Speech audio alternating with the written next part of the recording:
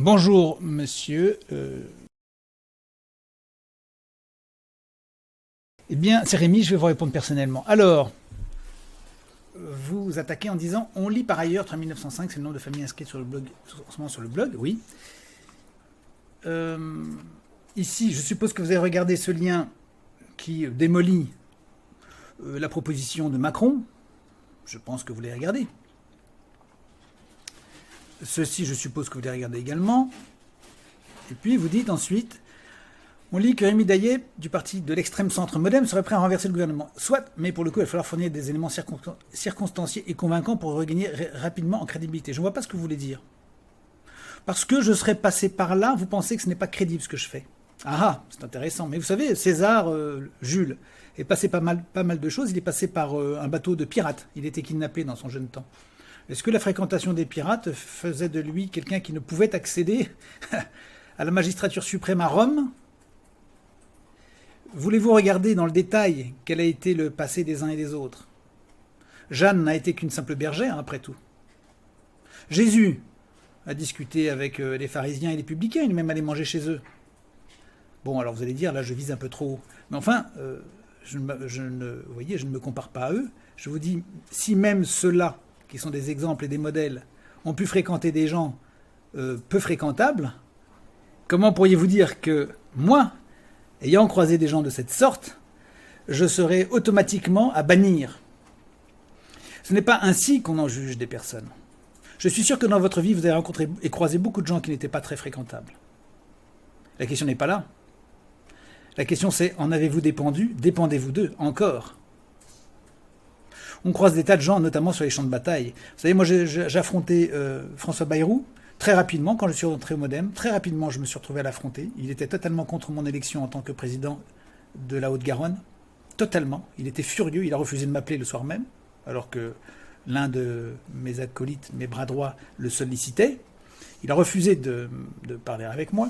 Et ça n'a été, depuis ce moment, qu'une lutte pour me dessaisir de la présidence de la Haute-Garonne. Il n'a pas cessé.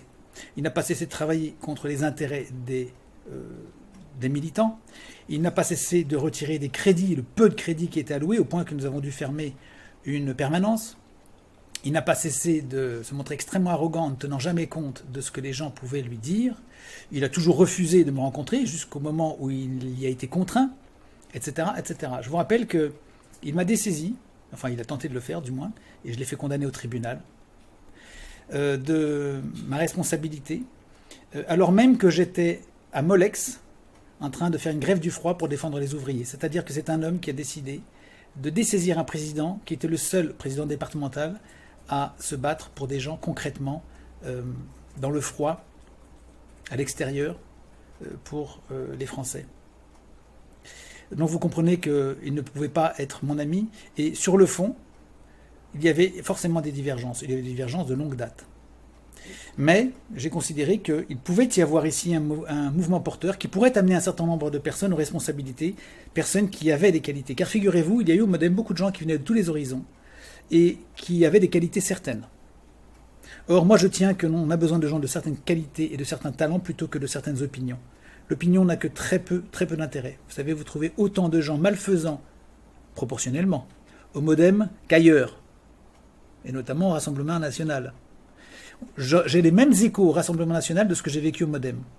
Les mêmes. C'est-à-dire des petits chefs, de la censure, des exclusions arbitraires, des patrons qui décident de tout et qui, en fait, de démocratie, sont les véritables détenteurs de tout pouvoir, et ainsi de suite. Et en plus, un projet de trahison nationale, en fait. Alors je ne dis pas que tout le monde est ainsi au Rassemblement national ou ailleurs. Je pense qu'il y a des gens valables dans tous les mouvements, pas en même proportion, parce que je pense qu'il y a moins de gens qui veulent l'intérêt de la nation dans certains partis que dans d'autres. Il y a des partis mieux faisants et d'autres moins bien faisants ou moins bien voulants, si je puis parler ainsi. Mais voilà. Ce n'est pas parce que je me suis retrouvé au Modem, je suis passé par le Modem, que j'en sois dépendant ou que j'ai pu m'imbiber de fausses notions.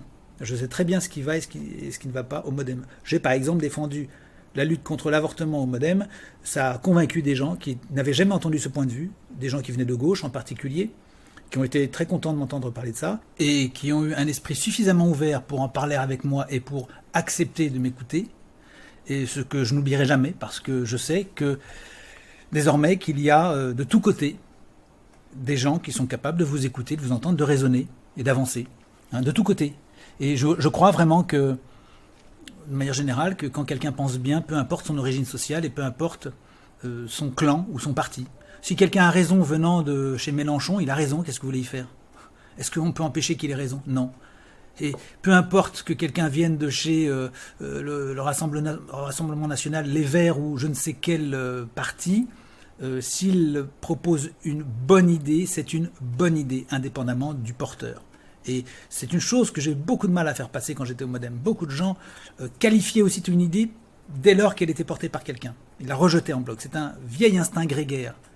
Hein, on n'écoute pas parce qu'il est de l'autre clan. C'est une vieille habitude qu'on a. Et bien, il va falloir s'en débarrasser parce que je crois que des gens, dans la mesure où ils sont honnêtes, peuvent avoir des bonnes idées d'où qu'ils viennent. Et j'ai rencontré des gens qui venaient de gauche et d'extrême gauche, qui avaient d'excellentes idées, qui étaient tout à fait admissibles, tout à fait audibles. Donc moi, j'ai aucune difficulté, je veux parler à tous les Français. Vraiment, pourvu qu'ils soient honnêtes, évidemment. Parce que s'ils démarrent sur la hargne ou la haine, c'est impossible, comme pour tout le monde. Et ça n'a malheureusement pas eu de suite. Donc j'ai pu au MoDem avancer un certain nombre d'idées. Ce qui n'a pas eu de suite, évidemment. Puisque, vous savez, on peut toujours agiter des tas d'idées, faire des tas de commissions, des tas de réunions au sein des partis. Ça sert strictement à rien, puisque de toute façon, faudrait encore que ça passe dans la loi française, qui elle-même est subordonnée à l'Europe. Donc j'ai très vite compris que c'était totalement vain.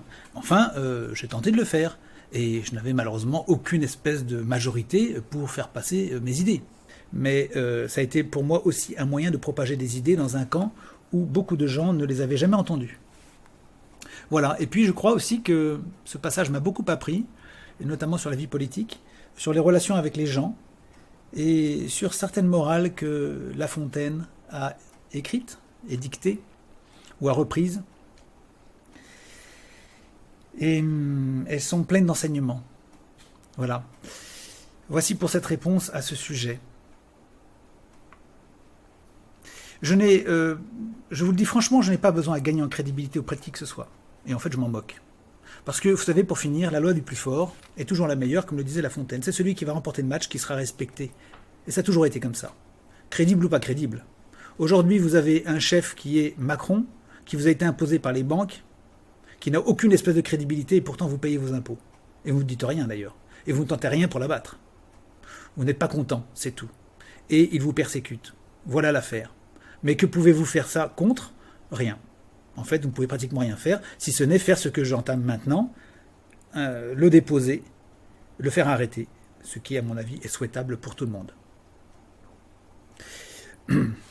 Je ne sais pas si ce que je vous dis là vous répond et résonne en vous, mais il me semble que c'est ce qu'il faut dire.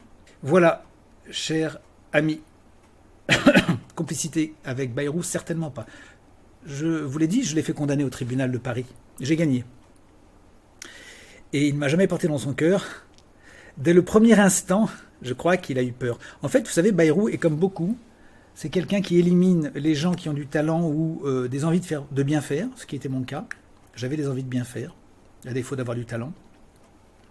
Et c'est quelqu'un qui élimine toute personne qu'il peut voir comme étant un concurrent. Ce qui fait qu'il a littéralement éliminé tous les gens qui, dans sa formation, pouvaient avoir une certaine dimension. Il n'a gardé que des valets.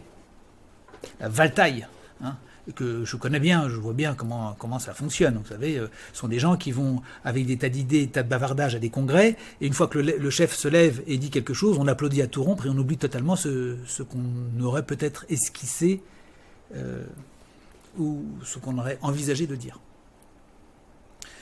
Voilà.